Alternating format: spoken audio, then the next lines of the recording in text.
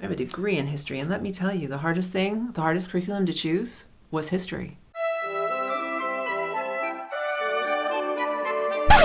I think because there are so many options with history, it's very difficult to choose. And I had a really difficult time. But so I'm coming from a location where I didn't take a lot of American history. The majority of my history growing up was European history. And so medieval studies, that's fine. I got that in the bag. I can find text for that. But I didn't know a lot about my own American history. So where to start? I began looking first at different types of curricula that were kind of grab and go, all encompassing. And I did find one, but none that were American history. So here's what I decided to do. First, I separated out American history, moved it to the side. Then I decided to do world history. So we're doing two different history programs, but not concurrently. We're going to take a break, probably around March, and we're going to switch from world history, take a pause from that, and go on to American history from the beginning, from early conquest, from before conquest, early conquest, all the way up to probably the industrial period. That's, I think, where we're going to stop. We're just going to touch on all of it quite lightly, but I want to give my daughter an overview to see where she is with American history and what she likes about it, and then we'll go from there. Then with world history, I chose the history of the world. I really like this series. It's a 4-part series. Each book you can do in a year. Well, I think we're going to finish this a little bit sooner. We're doing 2 chapters a week. And with this, let's see, we cover the ancient times. So this is from the earliest nomads to the last Roman emperor. So the end of the fall of the Roman Empire. There's 3 others after that, and I think the idea is because there's 4, you start with the first one in the first grade, second grade, third grade, fourth grade, and then you go again and you start with the first one over again and kind of review it in depth. Perhaps the child will be old enough to read the text themselves. But we have not done this before, and so we're starting in the fourth grade with the first volume. And with that comes, this is wonderful. I love this because it comes with every chapter has a little quiz, and they're really fun. They're incredibly appropriate for the text. They're direct from what you've read, and so there's everything is exactly the way it should be, and it's just 2 pages. One side, flip the other side. There is fill in the blank. Multiple choice and true or false for each one, and they really are fun. So what I do is I cover the first a chapter, and then we read together the quiz. I'm not grading Morgan on her history. I just want to talk to her about history. I think being a history major, I hated history growing up. If you want to break a child's soul, just make them memorize dates for no apparent reason and give them quizzes and get angry at them if they don't remember every single detail. History is thousands and thousands and thousands and thousands of years just in this first volume. I don't expect Morgan to remember it all. I just want her to remember that she loved reading the story and the books. And in fact, doing it that way, she's remembered quite a lot. She talks about history, and she gets a little smile on her face when I pull out the book. And when it's on Mondays we read the 2 chapters, and then on Tuesday and Wednesday and Thursday we review the quizzes, and then on Friday I give her the quiz and both of the chapter quizzes, and let her finish them on her own. So it's kind of like an open book quiz where we've already kind of talked about what is on there and she's expecting it. But doing that throughout the week really helps her remember it. So with that, these are the 2 things we have. And then along there's worksheets. And sometimes it's really nice to have her use the worksheets. She's getting really good at the maps. And so you start out with a little piece of the map, and as the story unfolds, the map gets bigger and bigger and bigger because you are learning about how mankind colonized certain areas. And so with that, and as they spread, the map gets bigger. and encompasses more geography, which is really nice because it takes it just in little teeny bits. And so over the weeks, when I was 9 years old, I could not point to the Tigris and the Euphrates. I don't know who could. I don't know. Could you? I couldn't. And so Morgan can, and she knows the difference between the Upper Nile and the Lower Nile. She knows where Egypt is, and the Sahara, the Red Sea, and the Mediterranean, and the Black Sea, and the Dead Sea. And so we're starting there, and we're going out. But it does stay, because it's world history, it steps away and touches on Asia as well. But for now, we did one chapter on Asia. So she did the Yangtze and the Yellow River and what was going on in China at the same time of what was going on in Egypt. So it does kind of flip back and forth a little bit, but not so much that it is confusing.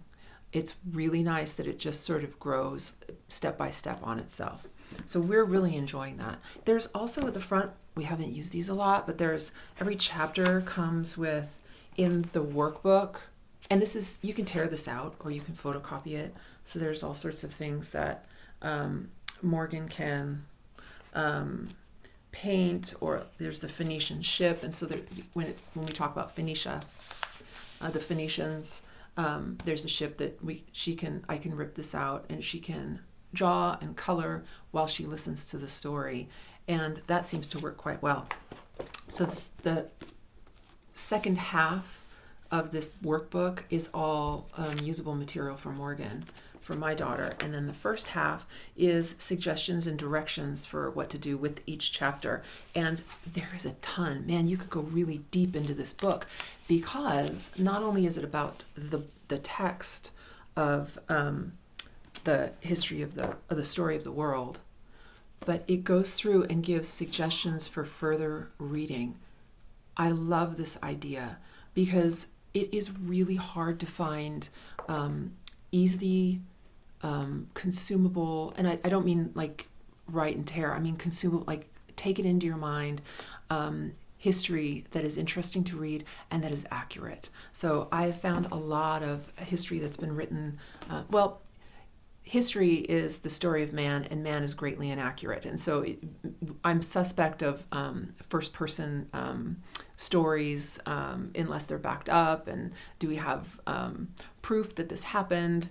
And so I really do kind of want a set of history books that are as accurate as possible. But that's difficult, because if you're Chinese and you write a book about Europe, it's going to be from a Chinese perspective. If you're African and you write a book about the United States, it's going to come from an African perspective.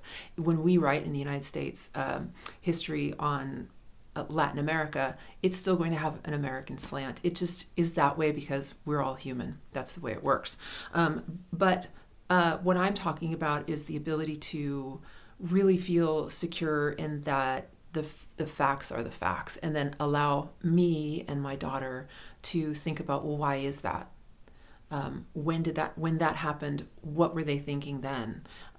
Yes, we absolutely would not do that to a person today, but it was okay to do back then. And so I want that ability. I would like the facts, I'd like the story, and then I'd like to build upon that myself with my daughter.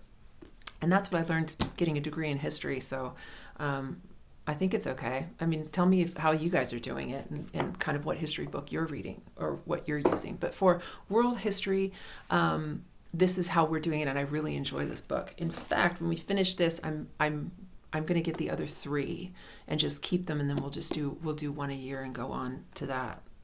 So now let's move on to American history.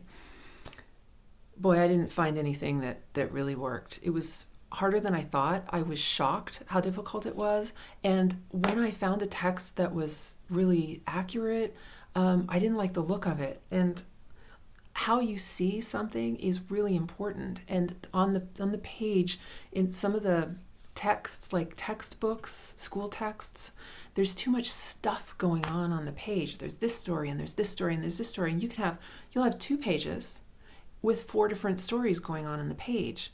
And my mind doesn't work that way.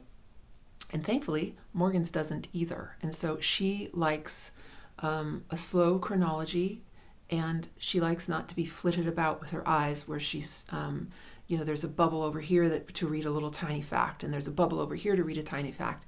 That doesn't work for her at all. So here's what I chose. I found a couple, Betsy Maestro and Giulio Maestro, and they've written a series of books, of picture books on American history. And it starts all the way at the beginning. Let me just show you all of these.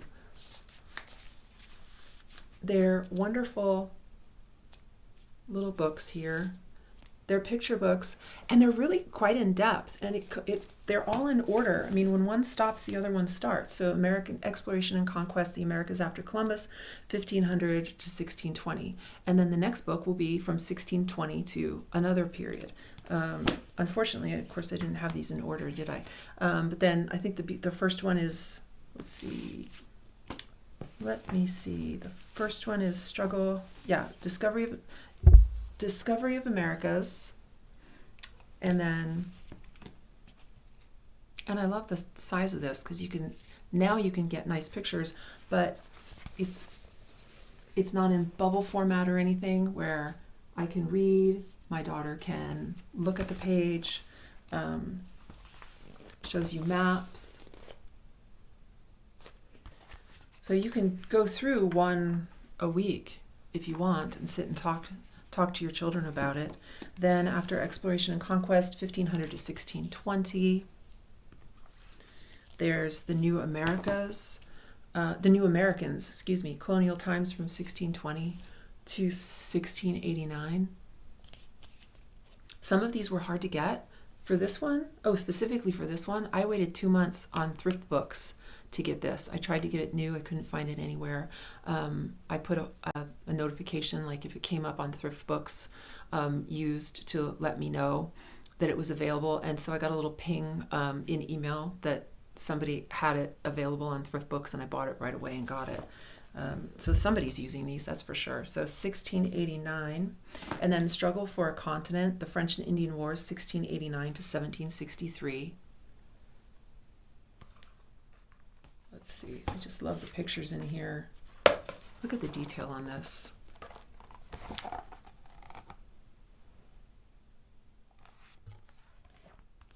Such a good book. And then what do we have next? 1763. Liberty or Death, The American Revolution. So then 1783, then it's this one, A New Nation. And I think it stops at 1815. But the couple who write these books and illustrate them have done more books, and so I got them. I got everything that that I think that they've published. A More Perfect Union, The Story of Our Constitution. So when we get to that part, we can pause and talk about that. And then The Voice of the People, American Democracy in Action, which I like. And Morgan specifically asked for this because she didn't know where the Statue of Liberty came from. And then when I told her, she wanted to know how it was built. And I found that they also did this one, The Story of the Statue of Liberty. And so I got that book, and I think it'll be really fun to read as we go through American history. It goes through building it, unboxing it, transportation, or transporting all of the pieces and how it was put together. So that's where we are with American history. Some visual supplements that I don't take out all of the time because it's also kind of visually for me, it bothers me when there's too much going on. So this is kind of what I'm talking about. Let me see. Let me find it good. It's almost like trivia, little dots of this and then this and then this and then this. And that to me makes a great supplemental text, but it doesn't make for a helpful actual spine for me, at least. Everybody is different, and I know this is a kind of a quirk for me, but I think this was my problem growing up, is I found history disjointed and unclear because there were just little bits and pieces all over the place that we were expected to put together by memorizing dates, and it just didn't work for my head. And then the Usborne Book of World History, and this is really helpful. We do use this. I pull this out when we go through the story of the world. If Morgan's got a question on what something looks like, I'll either pull it up online and show her what it looks like, or I'll sketch a picture myself of what it looks like if I can't find it and I'm in a hurry, or I'll find it in here and we can read a little quick thing on it, and while I read it to her, she can observe and look at the pictures, and I found that's been really helpful. So a few things further, some supplementals for American history. I found, I don't know if any of you read the My America series. There's two that I know of. There's My Canada series and there's My America series. And so I got the first one. I started reading it. I think it's kind of cute. They are fiction. They're historic fiction. So it is grounded in what was going on during that period, but it's told through the diary of a girl. And I think each one is a different girl in a different era, in a different circumstance. And this one is Our Strange New Land. So I thought I would add that in when we started our American history series and turn that into our group read, our shared read book for English literature. And so I like to get my own. And so I've got Morgan, she likes hardcover ones. And then I got my own so that we can sit and read, in her room if she's lounging around, and I can sit in she's got a big comfortable bowl chair. I just sit in the bowl chair and read, and she can lounge around elsewhere, so we're not having to sit next to each other if she doesn't want to sit next to me. I don't know, she just wants to be her own girl sometimes. And then I don't know if any of you have read this one. It comes suggested. It's got I think 4.5 stars. I haven't read it yet, so I'm not going to vouch for it until we've completed the text. But this is Jamestown 1607 by Elisa Carbone, Blood on the River.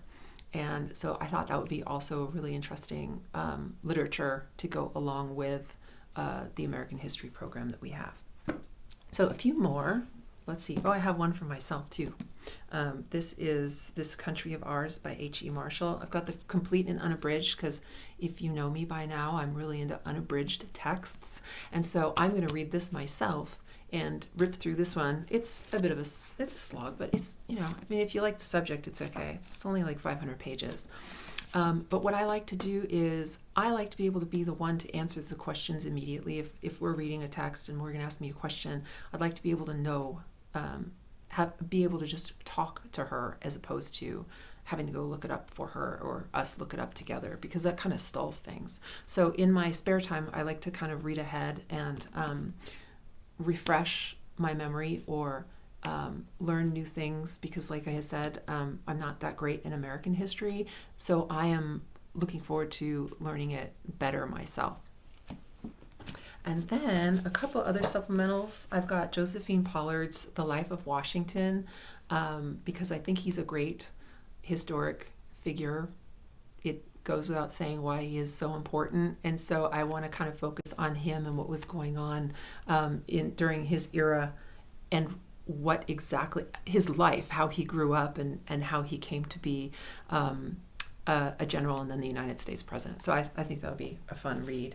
Daniel Boone, I got this from my nephew, who is now in high school in the 10th grade, but I got this from him. So he read this when he was little, and so I thought my sister sent this to me, and so I'd like to read this with Morgan. And then for fun, The Dreadful Smelly Colonies, The Disgusting Details About Life in Colonial America, because some things just really can be disgusting. And it's important to talk about. We didn't always have it as easy as we do now. And so this is kind of going to be a fun addition when we talk about Jamestown and Yorktown and Roanoke and those places. And then, speaking of Roanoke, The Lost Colony of Roanoke by Jean Fritz and Hudson Talbot. This is detailed. It's a picture book, but it is detailed. It's going to take a while to read this. I like it. So we'll take a pause here, I think, when we are talking about Roanoke, and then spend an afternoon reading this book together and talking about Roanoke. So that's what I have for world history and American history. Now, given that we are in North Dakota, we have a requirement as homeschoolers in the 4th grade and the 8th grade to cover North Dakota studies. So I think it falls under social studies, but history falls under social studies too, but I really do kind of like to call it history. And then there's other social studies that, I don't know. To me, it's geography or it's history or it's this or it's that, but I don't really lump everything in just social studies. But it's a requirement for us in North Dakota, and I'm going to pull it into our history program. And so for a couple of weeks, we're going to do a unit study on North Dakota. And, we're a large state, but in number, there's like 5 of us who live in this state, and we all know each other. It's not that bad, but we are remote. The state itself is pretty remote from everyone else, and then within there, we live somewhere between the middle of nowhere and where the heck are we? And so there's not a lot of text on North Dakota that's easy to find or fun to read. Easy to find, fun to read. So when you do those categories, it dwindles down a little bit. But my husband got from his mother, who lives 14 miles away from us, a book by Leifur, who was I'm sorry, I didn't figure out what his first name was. Conrad. I knew that. From Conrad Leifur. This book was written in 1942. And he was, if I remember correctly, he was a principal of a school near Bismarck, I think. I could be wrong. And he wrote a book for school called Our State, North Dakota. And it's just really nice to read. It covers so many things: climate and rainfall, plants, animals, the political geography at the time, Native Americans, fur trade and settlement, what North Dakota is well known for. And then also, it goes through politics and how we are, and history, of course, what was going on. So I want to read this with Morgan. It's really well written and it's thoughtful, and it was originally intended for children in grade school. And so I'd like to bring this into history too, because this is what somebody wrote about our state a long time ago. And so, well, actually not that long ago. My dad was born in 1942, so it wasn't that long ago.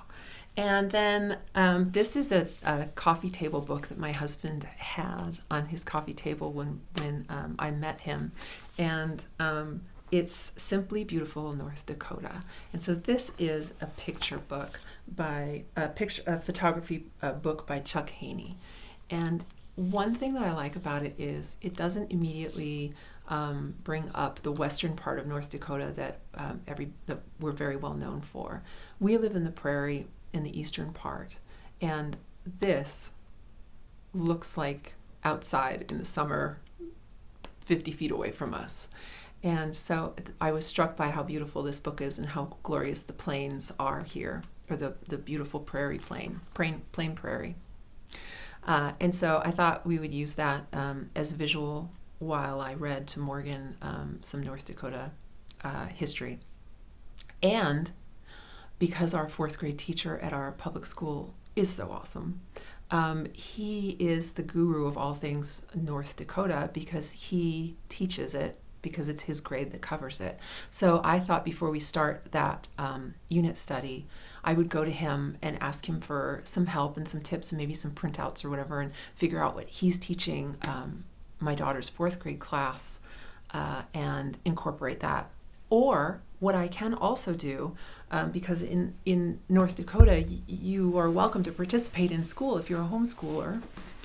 So I thought what I would do is, if Morgan wanted to, she knows all of her classmates because she went from 1st grade or kindergarten through 3rd grade in that school. She knows everybody. We know everybody. So I think if Mr. B is, when he's teaching North Dakota studies, I could just drive Morgan to school and drop her off. She can run inside and go hang out in the classroom and learn from the expert. Why not? And so that's what we're doing for history. That's the plan. So to recap, I'm doing both world history and the United States history. We're going to do the early times to Roman, the end of the Roman Empire, volume 1 this year until about March, and then March, April, May we'll stop and do U.S. history up to, I thought it was the industrial period, but I got it wrong, didn't I? I think it was after we won our independence, and then also do a 2-week unit study on North Dakota, and that will specifically depend on when Mr. B is going to teach it in the 4th grade. At our school here, and we'll do it concurrently. When he's doing it, we'll do it here at home, or Morgan can go there. So that's our plan, and everybody's different, and all the states are different. I'd be interested in knowing from you guys if you're required. Oh, my light just gave out. Sorry, I've been talking too long. I'd be interested in knowing what you guys are doing and what is the requirement in your state, if there's any specific state studies that you guys need to teach your children, and also at what grade. We have to do 4th and 8th, and I think I haven't focused on high school yet. Not there. I've got a while, so there's probably a requirement for that as well.